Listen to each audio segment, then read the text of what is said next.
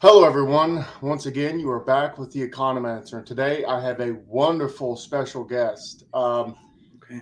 I'm just super excited to have him here. This is Econjohn, one of the leaders of this YouTube economic sphere. I'm sure you've seen me talk about a lot of this stuff about him being able to bring in mathematics and all of that. It's really wonderful to have him here, and I am really happy. So please, Econ John, to people who don't know you, uh, can you give us a brief description? Yeah. Econjohn's my stage name. I think it's kind of weird going and saying it out loud. And basically, I make content on intermediate and advanced economics. It's usually dry stuff. I mean, I dabbled around with some really weird political stuff, which I think some people might know about. But most of my content, I would say like 99% of it, is just like econ and econ theory related. And I'm guess that's really my background. And I guess why I'm here right now is because I have a straight economics background, and primarily my field has turned into just pure health economics, and it's quite the culture shock. Let me tell you that. So I don't know where you want to go from there, but that's Okay, so yeah, no, I'm really glad that you brought it up because if you can see in the discussion parameter that there is something to be had here, right? And most generally, when we think of economics, we think of this very dry, Malthusian, deprived science. I'm sure if anybody's ever read the description of my stuff, it's like this is the darkest, the deepest web of depression that you could possibly imagine, right? So what are we talking about when we see this culture shock from regular economics like macroeconomics, economic growth and development? It's very dry. You read Asimoglu, you're just sitting there going, yes, institutions, I understand. But in health economics is a lot more, right? yeah. So I guess I would orient that discussion with first going and saying that there's really like a whole different ballgame of health economists that are out there, meaning that it's not only people from the economics department that are doing health economics. And I could say the same thing, say about environmental economics. There's not always people from the environmental, uh, you know, economics or straight economics department going and doing that stuff. Sorry, there you could have people from environment and forestry type of backgrounds going and doing that type of work there that don't necessarily have the same type of traditional training that you would go and see. So I see health economics primarily, not really as an academic field mostly, but mostly as a working field that has reoccurring questions in there. And primarily, I would say that really like health economics could be broken down into two parts. There's, the health economics that we're familiar with, the things that you go and see at, say, a seminar like Verb, or, any type of seminar that you go and see. A lot of the macro SIR modeling that you were going and seeing, optimal lockdown type of stuff. Like that's, I guess, the type of familiarity that you would go and see in the context of the economics department. But then there's this more nitty gritty about what a health economist goes and does day to day. Like, why would you go pay a health economist in the first place? Why would someone who's not an economist go and pay these people? And that's the domain which I'm kind of focused in, health technology assessment, right? And in that domain, right, it's really a question of, placed by the insurance company saying, we have a list of services that we wish to go and provide. And the question is, do we add this new service to this menu of things that we want to go and provide for our clientele? So that's really what I think most of health economics actually is, because it's really a I'd say like an industry informed type of place. And I wouldn't say industry, but more primarily informed by, I guess, clinicians, people who are working in medical environments and going and trying to go and address these reoccurring type of questions. Um, I know I'm kind of beating around the bush, but I guess what a health economist goes and does, they go and they answer the question of, should we go and train our staff? Should we go and build infrastructure? Should we go and purchase the drugs to go and treat this type of treatment, where we have, a whole different menu of options that are available, right? And that's primarily informed, I guess, by clinicians in that type of background. So they've been doing that sort of thing. So let me just go and back up a bit, right? And as you can tell, this Back is up. off the cuff. The way health economics, in terms of how I see it, at least in the applied sense, right, in terms of how there's like this divorce, like I was initially talking about, between what you're seeing coming out of the economics department versus where you see coming out of all other places, say health policy places, say med schools, say pharmaceutical schools. The difference goes and lies at this point of what would I go and pay an economist and do? Are there to go in decisions. Now, clinicians have different metrics for going in and forming those types of decisions. They want you to go and use their tools. They want someone that's going to go and understand the clinical pathway in which a new drug or a new treatment will be utilized. Not just that, hey, we're going to go and buy a bunch of x-ray machines, or hey, we're going to go and invest in a new type of test that's there, but how that test goes and relates back to a overall clinical pathway. So the type of modeling that you're going and doing is really different from what you'd see in your standard economics department, right? Like, you're not going to be solving, utility maximization problems. You're not going to be going and solving general equilibrium models. What you're going to be going and working with is going and solving decision trees and Markov models. Some do discrete event simulations, and this is because these are working models. Like, and I want to make that distinction clear, because when we see this divorce going and happening in health economics, it's not a academic divorce that's going and happening. Say, like, you have mainstream economics and you have Austrian economics, right? That's going on out there, right? It's not like this ideological type of thing. It's a very practical divide that's there. It was that we have some problems that are coming to us as health economists, and we need to go and use tools that people will go and appreciate. So that's how this field has really changed. And I think that really there's two different models. There's this, I would say, US model, right, which I think this Econ department of flavored health economics, and then there's this UK flavored health economics, right? So you go and see, I guess, a more holistic picture where you go and you have health technology assessment being fully embraced as part of this thing. But I think there's also problems in that case also, where we're actually seeing people get entirely divorced from the economics department altogether, because they're saying that our questions are so different that we shouldn't even pay attention to really what traditionally trained economists are going and doing. And to a certain point, they may have a point there, but when it comes to, say, developing new methodology or new theory, you kind of have to come back to this. And again, it could be that you'll see a bunch of angry comments afterwards, say from people who are epidemiologists or people who have public health backgrounds, who are going and saying, this guy has no clue what he's going and talking about. And our the methodologies that we're able to go and develop, right, they go and they make sense and they're relevant for decision makers. And I won't go and bash that, but I'm saying that there's only so far that you can go away from economics as a field, really, before you could go and not really have the tools that you are able to go and work with. So it's just so what I'm interested in doing is taking the tools from, I guess, traditional economics and making it relevant for health technology assessment. Wow. So that sounds like around a lot there, but that's probably answering whatever question was asked. I don't even remember. Right. Well, that's okay. We've jumped into this. We've already dived into some of the deep understanding here, and I thank you for that. So you really have explained a good bit, because there is a lot to explain here. So first, we're talking about an industry that's not formed based on simple economic breakdown, right? So supply, demand, et cetera, et cetera. There's a lot more nuance, a lot more complexity added into it, right? And that's going to be informed more by clinicians than it is basic economists coming in there being like, oh, we've increased this demand and we expect this to have a price reflection and so on and so forth, right? And then we've definitely got this epistemological divergence, which I've kind of labeled in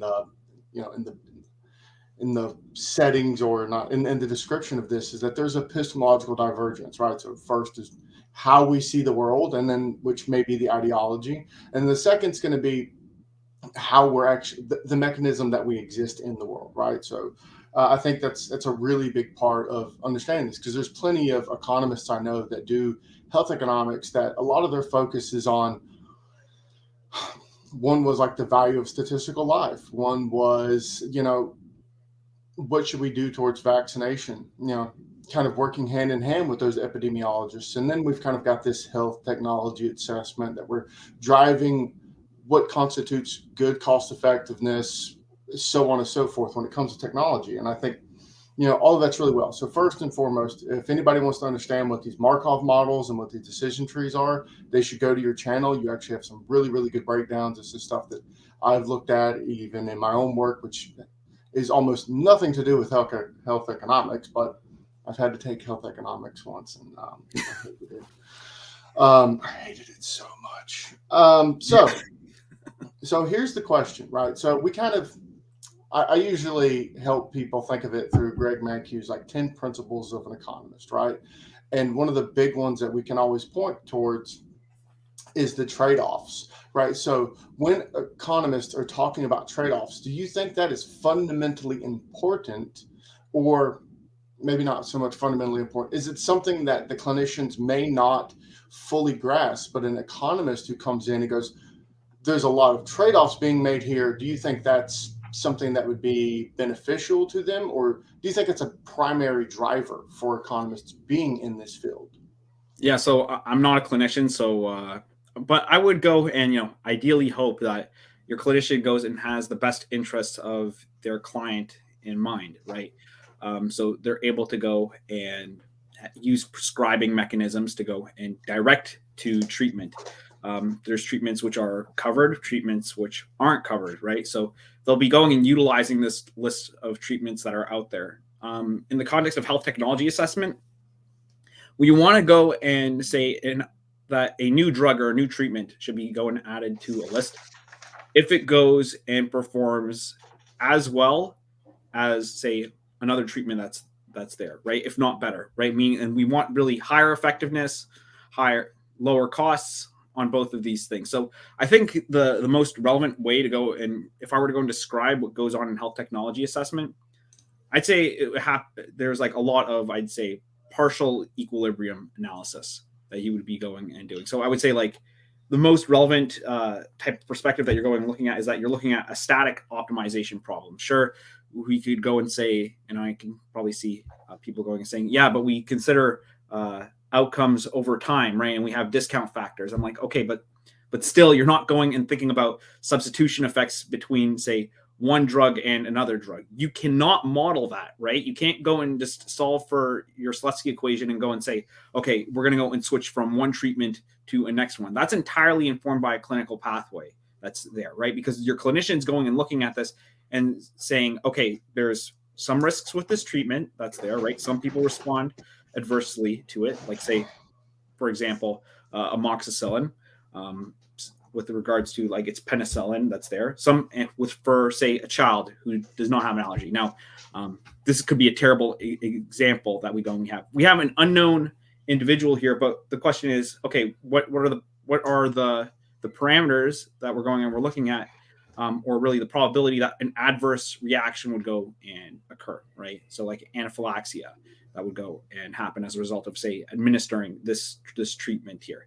And if we have another drug that's available and we say, well, this could do the same thing as that, but it's less effective, but it reduces the probability of this other outcome going and occurring. That choice, right, is not so simple, right? So again, first and foremost, your decisions are really seen from the perspective of the clinical pathway, right? So what an economist is able to go and add to this picture is that they're able to go and think about a sequence of events and model values picked up over that sequence of events. That's probably, the first and foremost thing that an economist could go and add to this field of, I'd say, health technology assessment, or if you want to go and call it medical economics or clinical economics that you're going and looking at.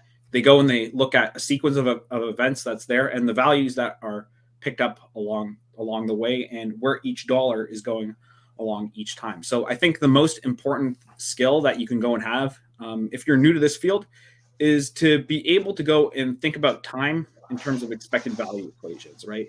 Because a decision tree is just a expected value equation, or you can argue a system of expected value equations, right? For one for costs and one for benefits, or you can go combine them with a net benefit equation at each of these terminal nodes. So you have that story there. I think I'm getting a little bit, too technical, a little bit all over the place, but I think that the reason why you would want to go and hire an economist is because he's able to first go and listen, understand the clinical pathway, and this isn't to be exclusionary to say clinicians, right? Because it could be that you'll have people who are MDs who people who have pharmaceutical backgrounds who are able to go and think of this world of expected value equations, right?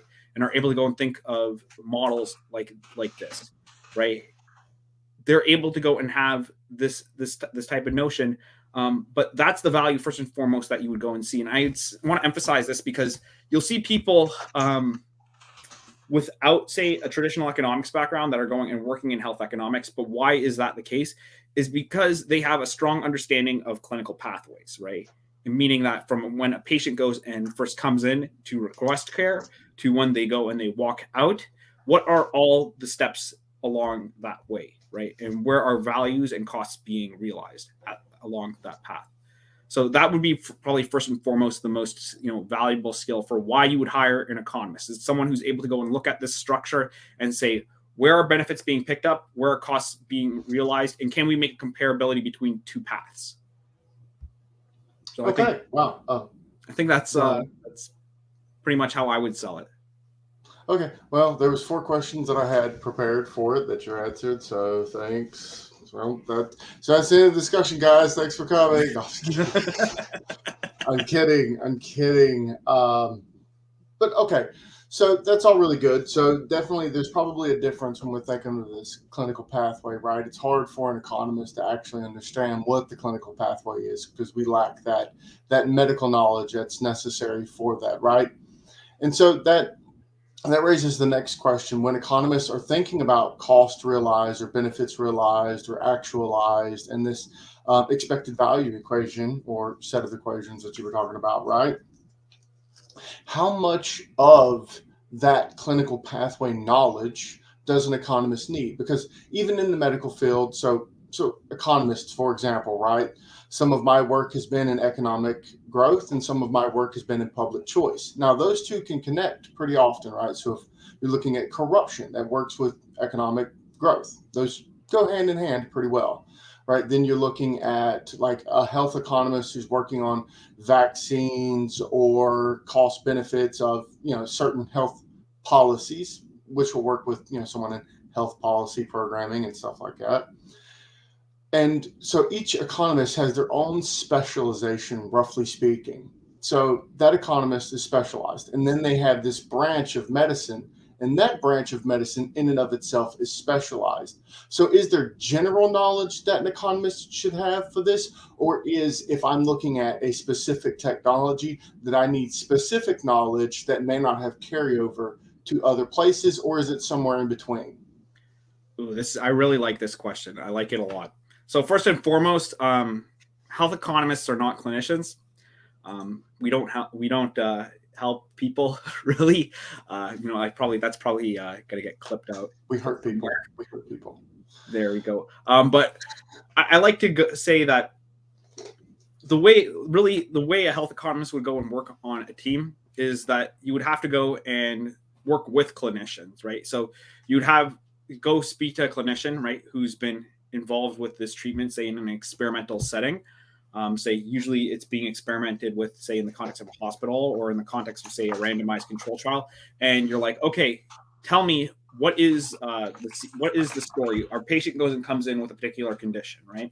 What are the options that are in front of him? And after we go and have those options, what's the plan for treatment? So really understanding like the steps that go and occur.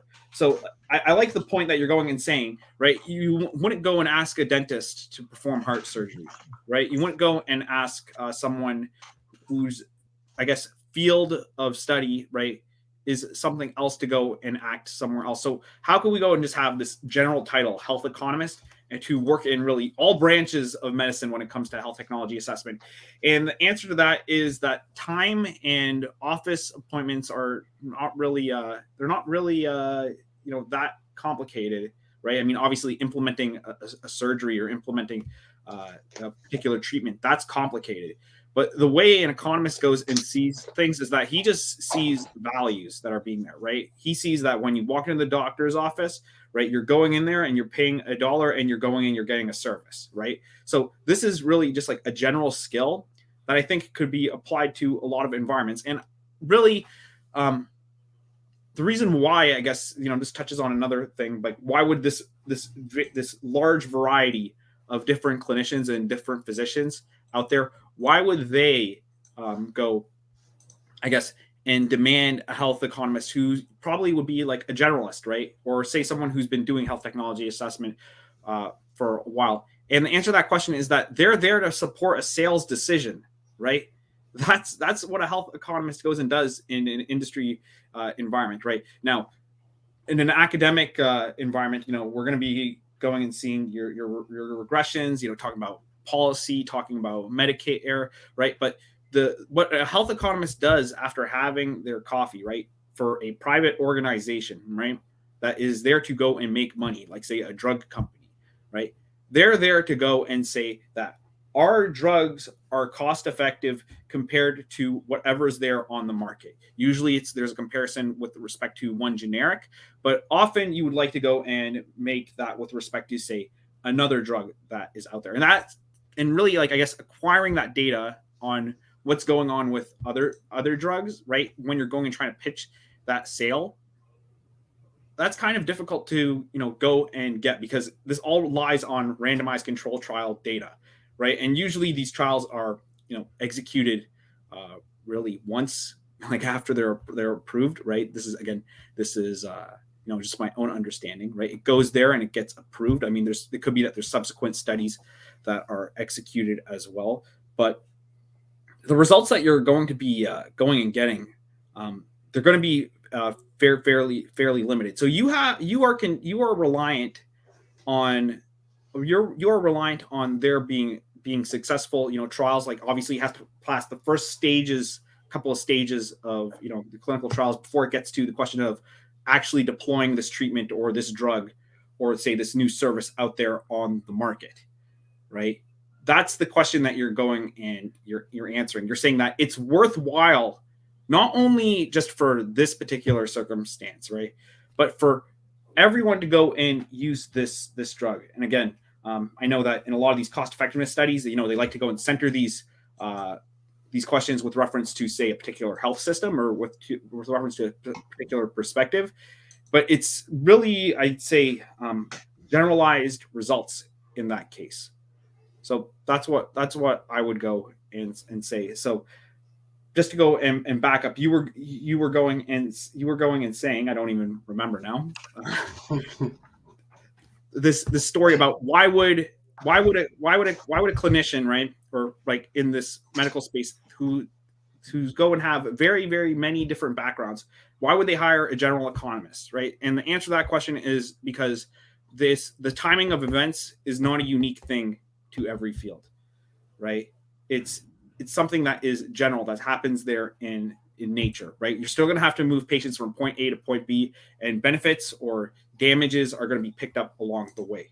So that's a general skill. And I think that's something that, everyone should really know about, right? You should be able to go and think of events in terms of time, right? I think decision tree modeling is a skill that people should go and have out there. So that's probably like a more general pedagogic critique that's out there, right? Not just health economists. You need to know how to go and use decision trees and use Markov models, because those, I think, are more occurring out there in nature and reoccurring in the sense that they're relevant for decision makers more than, I'd say, solving your utility maximization problems or solving the Euler equation. No one's going to pay you for writing an Euler equation on the board, unless, I guess, you work for government and, a very specific realm of government for going and doing that. Okay. Sure. Yeah. I mean, that makes sense. I mean, a lot of this is you know, there's this idea that people may not realize in economics, public policy, health policy, so on and so forth. There's actually two different types of people. There's those who are like the theoretical, and then there's those who are applied. And this is even in like econometrics, right? So statistics, econometrics, whatever you want. You got those who do theory, and then those who do application, and those work hand in hand. Now, obviously, there are individuals who do both, roughly speaking, but like it's not as important for the theoretical guy to do as much in the applied, and it's not as important for the applied person to create these new theories. And then so they kind of separate themselves, right? And then we're here in this place where there's like this huge divergence between the theory and the application, especially when it comes to this clinical medical technology economist, right? So the theory is like has nothing to do with what's going on outside of some theory of time structure and stuff, time and valuation. No, I think that's really important, because I think, like, to a certain extent, everyone in health technology assessment or applied, I want to call it applied health economics, because these are the questions that are reoccurring in health economics that reoccur most often and with great frequency. So I think that, for example, we all go and say Ken Arrow, he is the founder of health economics, right? But I don't think Ken Arrow has ever drawn a decision tree model and worked in a clinical environment answering questions for clinicians, right? We could go and talk about health systems type of work that's going in there, and thinking about allocation in health systems and investment decisions with regards to health, right? Looking at the market forces behind health investment, behind drug investment, right? Decision making under uncertainty, the acquiring of insurance. These are all worthy and important things to go and ask in economics. But to go and claim that there is roots, right, in health technology assessment or these clinical space or this clinical economic space back to this, this grandfather that's out there, I would want to say Ken Arrow. I just don't think that's the case. I really don't think that's the case. And I really don't know. And I think the earliest person where I can go and really see clinical economics be relevant is by this guy Michael Drummond, right? Let me just go and try pulling a book off my shelf. This book over here, right? This is actually the older edition, right?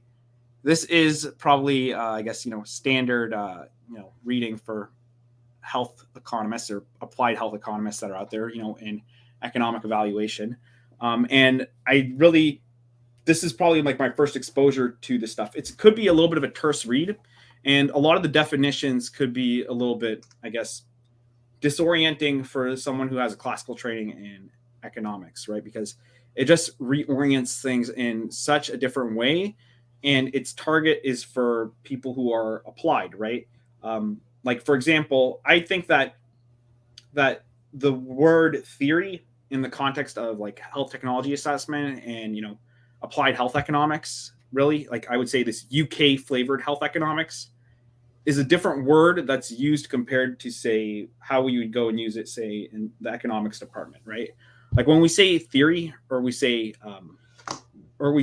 I guess, model, right? We mean a very specific thing, right? We go and we talk about, defining the entire physical environment that we're going and we're talking about. In the context of, I guess, economic evaluation or health technology assessment, what theory goes and means here is it means that it's a conceptual framework for going and thinking about things. There's not really any rules or rigid structure, right? You don't have to go and think in terms of first order conditions. You don't need to think in terms of utility maximization. You don't need to think in terms of market clearing. You don't need to go and think of in terms of your definitions of what you're going and you're looking for. You go and you're saying, well, does my model go and generate data, right? Does it go and produce a statistic? If I put in numbers at one end, will numbers come out the other end? And is that number meaningful to me, right? And that's usually how I've been, exposed to really health technology assessment. And I'm sure that as I progress through this field, I hopefully would go and get a better understanding for why that is is the case, right? And I think that's primarily dictated, right? And I think this probably should have been said before. It's really put down from the complex of, I guess, health services research in general, right? I think that this term health technology assessment, right, and that word, right, it spawns more out from, I'd say, health services research, right, which then went and took points from economics. Then it is, say, going and coming from economics as a break off. Like that would be probably the first and foremost thing to go and realize, that health technology assessment as a allocative resource science, right?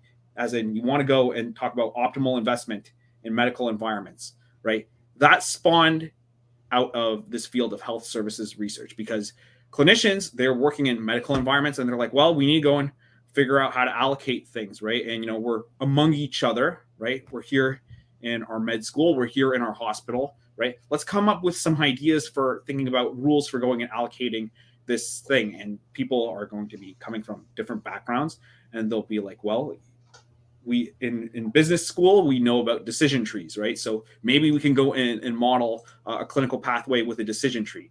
Well, maybe from industrial engineering, we know about Markov models, or we know about how to go and simulate them simply. Maybe we can go and think about things like that. So I would go and really back up, and really this probably should have been said at the start of the interview, that this whole field of health technology assessment, right, even though I think that it's really, really, really, a true field of economics. And I'm saying this like it's not a intellectual field of economics. We're not talking about Austrian economics. We're not talking about things which are purely intellectual stuff. I'm not talking about like things like how Steve Keen goes and talks about things like going and talking about disequilibrium economics, which is like completely useless to any human being that's like really doing economics. Okay, it could be that I'm not in a place of I guess of high power, right? I could be that I'm not a real economist or something like that. But the way I'm going and seeing this is that this domain of study came out of real concerns from clinicians and human beings that are like, well, we have cash and we have a menu of treatments, which are all really, really important things, right? How do we go and add them to our menu? Who said, do we need another x-ray machine in this hospital, right? Do we need this new drug here? Should we go and be putting that there, or should we go and be allocating it to another department that we're going and looking at? Okay. I think I got a little bit carried away there, but I think it's very, very important. Like if anyone listening to this is walking away with something, right, is that this division in health economics is like no other, right? It's not like how you would see division in economics, where it's an academic division, right? It is a practical division, and for that reason, I think that people who are economists from the economics department need to be aware of, right? And I think that practically speaking, like that's an important thing, because a lot of this, I guess, I'm just going to go and jut to there. There was a lot of, say, public policy type of modeling that was out there, or modeling that was relevant for public policy, say in questions of, say, optimal lockdown that was being made there, right? And it was coming out of a lot of the macro economic literature that was being made there, and they're saying that like, well, it informs some sort of decision, and we're like, well, the main people who were going and making these decisions were coming from the public health department, right? So they were using tools that were relevant or that were familiar in the environment of public health. So it could be that they were using SIR models. It could be that they were going and using these, neoclassical growth models, or these types of growth models that had a SIR model that was going and sitting under it. It could be that's truly the case there. But if you were to go and ask me if I was a betting man, would they be using that type of model versus this more type of clinically driven stuff? I would have bet my money on the clinically driven stuff. This isn't to go and say that one work is more important than the other, but I think that it's important to know the models that people use to go and make decisions, right? You can't use, say some alternative model to go and explain, I guess, decision making in that case without knowing that this is really what's going on. And if we're going and proposing, I guess, this alternative model, does it line up appropriately with what we have going on here? Awesome. Yeah, no. So I've got a few things to think about here. So for people, so Kenneth Arrow, huge fan. Did not know that he had anything to do with health. I mean, I know a lot of his information theory because my background, again, it's all over the place. But what I read, not for my job as an economist or public policy maker, et cetera, kind of guy. What I like to read is communication theory. So Luhmann, if you're working in communications, you care about information because those coincide. So Arrow, Thomas Sowell's actually got some good stuff on knowledge problems and information theory. It's actually the best work he's ever done, and it's the one work that no one really cares about. And I think that, this is my personal opinion, I think that embittered Thomas Sowell when it comes to that, and that's why he focused so heavily on, basic economics and stuff like that, because there was a lot of good information from his actual work in information theory, because he was kind of like that bridge between the complexity analysis of like Hayek and his processing of information theory, and then Kenneth Arrow's hierarchical structure of information theory and how it displaces from one part of an organization to another. And that was actually really good at work, but it just fell flat. And so anyway, So I'll just go and tell you that the paper that we go and declare as the birth of health economics, though I personally am a little bit skeptical of, because I think people were thinking about allocation questions in health for probably longer, is that uncertainty and welfare economics or of medical care. Sorry, I didn't read that right. Uncertainty and the Welfare Economics of Medical Care by Kenneth J. Arrow from the American Economic Review, December 1963. That is the paper that we're going and talking about in terms of the birth of health economics.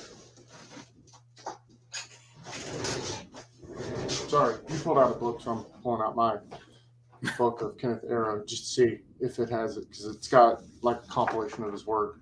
Just curious. It's been a while since I've cracked open this. So that makes sense. And again, it's reasonable that it would be a part of Kenneth Arrow's work. If no one's ever read Kenneth Arrow, what I've got here is the Economics of Information. It's the collection of papers. It's really good. It really opens up a lot of his positions, and there's a lot of good arguments to be made for understanding his work.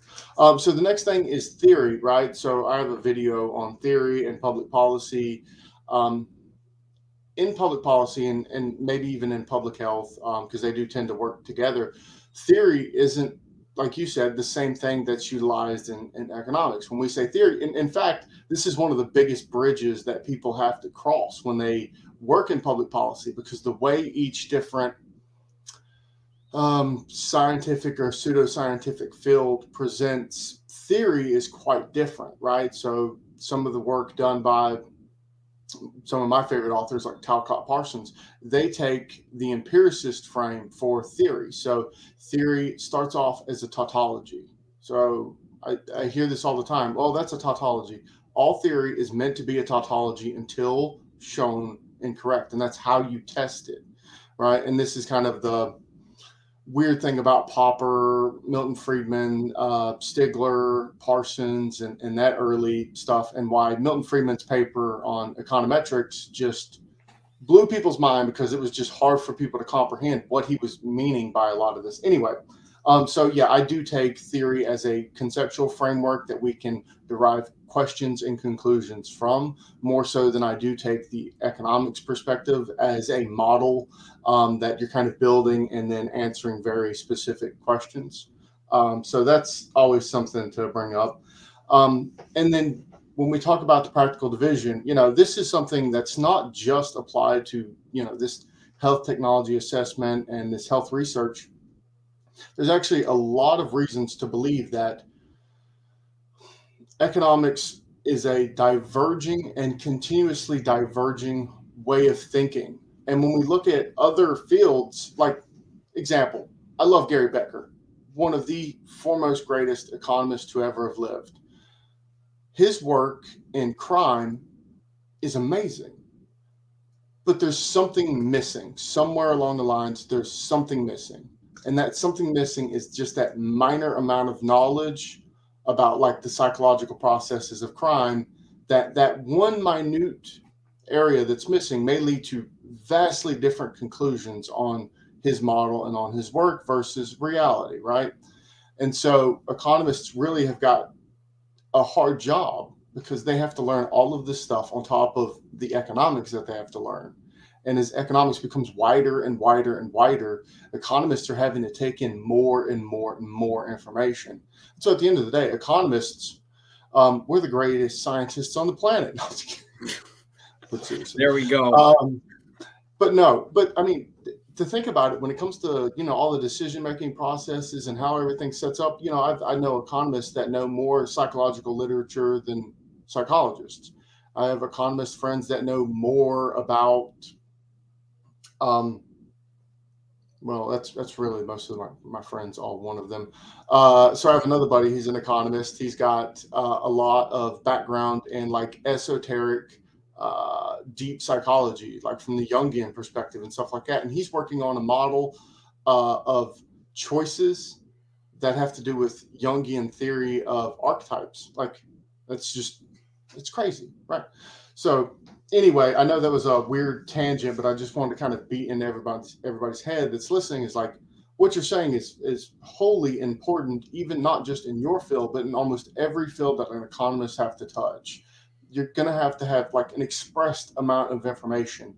And that's why when you take these basic economic courses, you seem like, especially like something like our level and above, you're like, oh, this is almost too easy. But the idea is to set up how to think like an economist and then learn all the other stuff and apply that thinking of an economist to all of those other areas, and then try to integrate that additional information that you can learn down the line. And that's really important. And it's really great that economists are one of the few that actually do that. Sociology and some of the other places, they really stay in their own zone and they don't really try to branch out and learn anything else. And they'll criticize from in their system to the other system, but they don't have to go step in that other system and then backward criticize like economists do. So yeah, I know they got a little bit twisted. So we're going to jump on to another topic that I think is just as important, and that's choice architecture. When it comes to this, obviously, this is something that's going to matter. When we are looking at these pathways, we're looking at these evaluations. And by the way, quick question. When you say SIR modeling, do you mean seemingly unrelated regression models? Is that what? No, so that's like the susceptible, infected, and recovered. Like it's an epidemiological model. Okay, so I know SES is, so I've done SES models. Oh, there we go. Okay, so that's why I was like, okay, so SER models, yeah. So if you're unfamiliar, SIR, yeah, sorry, susceptible infection, susceptible or successful infection. Yeah, whatever. People get sick. Yeah, it's actually a cool network model too. You can actually narrative economics kind of uses the SIR and SIS models to map narrative growth and how it impacts economic growth. Robert Schiller's great on that, and then a few others. So anyway, so back to the point at hand. So we're talking about choice architecture. Obviously, there's a lot of choices that go into this with not only the consumer, but with the producer. And then we can look at this as the consumer is the person who's getting the treatment or not getting the treatment. And then the producer is the doctor or the clinician or the insurance company, so on and so forth. So how does choice architecture look in this when we compare it to like normal economics? So I think like people like to think in terms of decision trees. Like people like to go and think about flow diagrams in terms of thinking about where do people go, because it's almost like the dictatorship of the physician, right? That's what we're going and we're looking at in terms of choice architecture. If you're going and you're seeking care, you submit whatever free will that you go and you have, I guess, to this physician to go and make you better, right? So that's the kind of like the way that we're going and we're looking at things. In terms of like theory that we're going and we're talking about, we don't go and start I guess traditionally in the context of say an economic evaluation class, or say in the context of a decision analytic modeling class, right? When we start going and talking about decision trees or Markov models, and this is just my own exposure or whatever little exposure that I went and I had. It's not explained really in complex language, right? It's explained just as simply as possible that you're able to go and see. I think that there's a general interest, I'd say, in economics, like just straight economics that is out there. We like going and referencing economics. We like going and referencing behavioral economics. But I think that the way that those tools are being used is really just in terms of like just citation and a systemic review, right? Meaning that, yeah, like, I'm doing research, say, on, addictive behaviors, right? So I'm going to go and cite Gary Becker's rational addiction model. Do I understand the rational addiction model as a health services researcher? Maybe I do, maybe I don't, but it has nothing to do with the tools that I'm going and I'm using, right? What that goes and does, though, is that it makes it look like this work has, more impact in the field than it actually has had. But again, this is not, a topic about, I guess about that, about those types of stuff. Backing up to, I guess, this comment about choice architecture, we think in the world of decision trees, like that would be like a full stop, with a period at the end. Do we think about them as maximizing something, right? We think about choosing the best option. So I guess you think about maximization of it. Do you think about it as choices over lotteries? No, you don't think about it choice over lotteries. You think about it as two choices over things that could go and happen, right? You don't go and think about your conditional means that are at the end of each of these things, or the folding back where you go and you see something that's there. You just go and think in terms of averages that are there, right? You don't think about the structure of uncertainty. You don't think about how that uncertainty is realized. Where does that go and come from? How does framing go and work? Even though I think that there is some a little bit of decision theory that should be used. So like in general, right? I'm just gonna go and pull out another book real quick, right? So I'm reading this right now, Decision Theory by Thomas Strzelecki, right? Some guy, I think he's at Harvard. I don't know if he's at Harvard. Someone could go and bully me in the comments for getting that wrong. But I'm reading his notes, right? And what he says there is that really there's three ways of going and analyzing decisions, right? You can analyze it in terms of preference relations, that is A is preferred to B, that is preferred to C.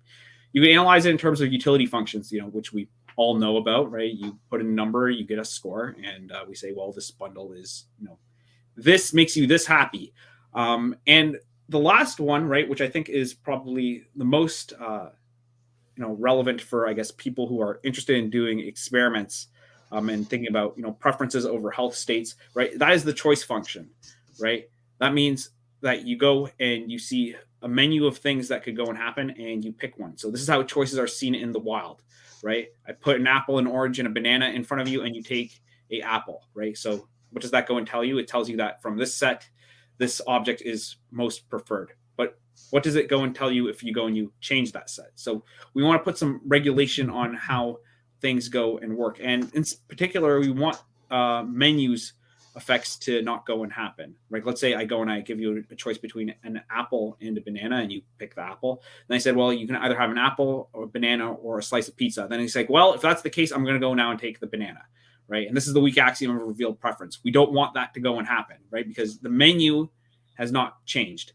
In a dynamic setup, though, right, we would want to go and think about, say, choices where you're going and facing a choice, say, between two restaurants, right, in this case. Or in this case, you're thinking about choice between going to two different hospitals, right?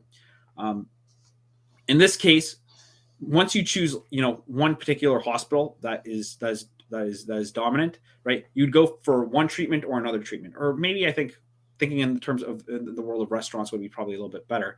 But picking one treatment or another treatment. If I were to go and show you, say, another set of two hospitals, right? Let's go and say hospital A, hospital B, right? If you choose hospital A, you go for treatment A.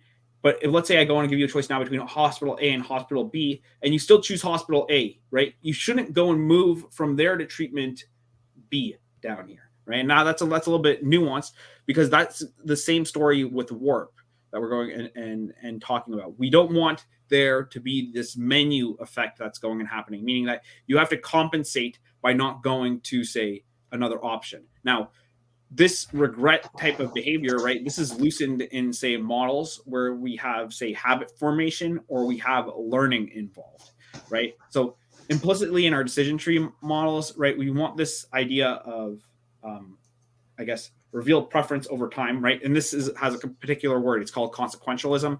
I'll probably make a YouTube short on that, so take a look out for that, guys. So I'll probably make a video on consequentialism, because I think that's particularly important. That's probably like the most important thing when it comes to thinking about choices over decision trees. But in terms of just like how people go and think about decision making in medical environments, it's primarily driven by what is the most clinically relevant. Do clinical trials go and yield the best type of outcomes, right? If I read through, I guess, your trial data, does that go and make sense? You as a patient, right? Or does it make sense for me to go and, you know, operate on you? Like, this is probably a question, right? And a lot of, I'd say, more older type of patients that you're going and you're thinking about. That there's some questions where it's like, well, it's too risky to go and operate on them. Meaning that if you were 20 years old, sure, we'd go ahead with this operation, but your quality and of life is improved, or is not really quality, but even say, forget quality, say that you'll live longer if we don't go and engage in this risky procedure, right? Things could go a lot worse that are there. So in this case, right, timing does matter, right? And what has happened in the past does go and affect what goes and happens in the future. And these menu of options that we go and we see, I think that they do really change if these menu choices are repeated over times, right? And that's, you know, in the case of learning or habit formation. But in choice architecture, right, just to go and sum things up, the way a clinician goes and sees the world is as a decision tree, right? Because he sees things through the clinical pathway. And if they don't see things as a decision tree, they see it like a flow diagram, right? So that's how I would go and describe it. Again, not a clinician, not one. Probably should have done that. Okay, no, I think that's fantastic. So we're coming up on the end of this, so I'm going to start off with saying thank you. I do love the point about the dictatorship of the clinician. I want to point out, anybody who's ever done like advanced macro theory and stuff like that, you always have to deal with a benevolent dictator. He's the worst and best guy in the world. So now we have to deal with the dictatorship of the clinician. And why are economists so infused and infatuated with dictators is beyond me, especially coming from such a We'll just leave that one there. Optimality looks like. That's all it does, right? Yeah. It doesn't necessarily. I don't think it would define. I don't think you should trust like the level of a particular allocation, but what properties of an allocation does optimality go and look like, right? So that would be probably why we go and we assume this benevolent dictator, right? Oh yeah, but I'm referencing something. There was a paper, I can't remember. It was like how the epistemology of economics has changed because of the benevolent dictator. And so basically it was pointing out like economists prior to like the benevolent dictator, they really didn't have this idea that there could be an optimal set of conditions that were met. And so there was never like a lead to nirvana fallacy kind of thing, and worrying about second best. Second best was always first best, because you could have like the realism there. And that because there's so much of focus on driving towards that benevolent dictator, there's like this switch in our brain that goes, oh, well, probably a benevolent dictator would be better. And there was a whole lot of background information. And so that's what that was. And it's really just a one-off comment that I think is funny. But that's for a whole nother discussion at a whole nother time. Before we end this, there's a few comments that got made. So take them for what you will. Forgot we're on YouTube. Yeah, so take them for what you will. So let's Most go of them and come see here. from Nelson Nomics Runs. He is an Austrian economist, and he takes it very serious. So he says epidemiology should have been thoroughly discredited over the last 2 years. They have no training in social structure and how to centrally plan the economy, yet that's what they've been doing. He said, I took a couple of health economics courses and found them interesting, if not useful. I also took a 700 level micro under Grossman, but he's very uninteresting, highly boring. So Grossman, step your game up. People think you're There we boring. go. Well, micro is boring, right? You're talking about warp, and I'm just sitting here thinking about doing all the proofs on that and just going. Anyway, no, I'm kidding. Yeah, the Grossman model I think could be it could be very, very difficult if you go and you solve the discrete time version. The continuous time version, it saves you a lot more time. You'll live longer if you go and you learn how to write down a Hamiltonian. That's all I have to go and say on that.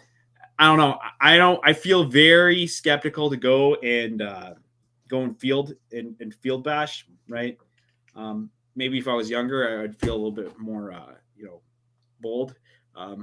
But I'll go and I guess I'll take pot shots, within my own field. But yeah, no, I'm not. I don't want to throw shade at epidemiologists. I think epidemiologists have some really good models. Again, if you look into epidemiology, narrative economics, there's a lot of crossover. Stata, for example, that was originally ran as epidemiology. Getting dry mouth from listening. Epidemiology models and statistics that actually now is a lot broader, and the coalescing of economists and epidemiologists have actually led to a lot of great breakthroughs in econometrics or statistics that people seem to not realize. And so anyway, so we have Matt Masks hairline says that's really cool, Nelsonomics, and then he says Econjohn seems brilliant. That's a matter of opinion. that's it, man. I don't know. I'm kidding. Listen, I'm kidding. He's I he's a very appreciate bright the guy. compliment, right? Even though I'm an obscure YouTube guy in the ether, right? It's always nice. Are you obscure though? Aren't you one of like the top 10 biggest economics channels? I don't even know. I think that listen, Pure like economics, by the way, not like pop econ, but like pure econ. no, I don't know who are top 10 in terms of like pure econ out there, right? I don't know. I did my undergraduate years with the Tony Cookson videos, right? I don't even think he's gonna even see this, right? I remember I was like, hey Tony, I really liked your stuff. Like it got me through got me my B in intermediate micro when I was trying to switch into econ because I was bad at math, and here I am, and I'm still bad at math, right? Says he's bad at math, solves in his videos extremely difficult Ramsey Kasman Koopman problems. If no one's ever done that, Yeah, no, it's no, but it's nice to go in here. I mean, I think that if you're interested in, I guess, in like just moving things over to like econ YouTube in general, you'll find a lot more success, I guess, doing current events, right? Because it's relevant to a lot more people than say going and working through mathematics type of stuff. Because I think that really like math YouTube, right? Just they probably have like the widest reach because you get a whole bunch of different people who are using math. So smartest academic discipline to go and be involved with in terms of YouTube. In terms of, I guess, in terms of like econ or advanced econ, right? I don't know. You're going to find a very small subset of people who are interested in the same types of problems that you are. So my motivation is that I think that really like I struggled with like a lot of topics in economics, right? And the second that you go and you get something, it feels like you're able to just go and explain it in like 2-3 minutes, like 5 minutes, like really short. But you invested all that time that's there, and you're like, wow, how about instead of going to like a 2-hour lecture, like I just listened to a 4-minute video, right? So like that's kind of like the motivation behind doing the YouTube channel, doing that type of thing there. So that's really what's going on. But if you want to make money off of YouTube, better off just making meme videos, play some video games, people like that, people like horror games.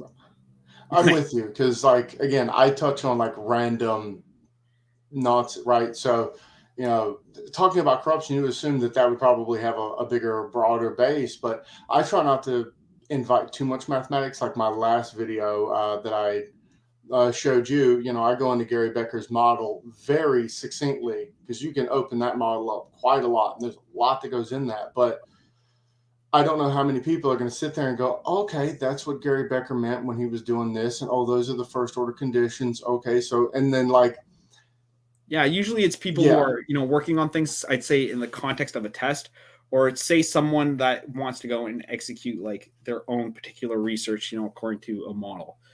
Yeah. Like, for example, like I was looking up something on like Choquet integrals, right, the other day.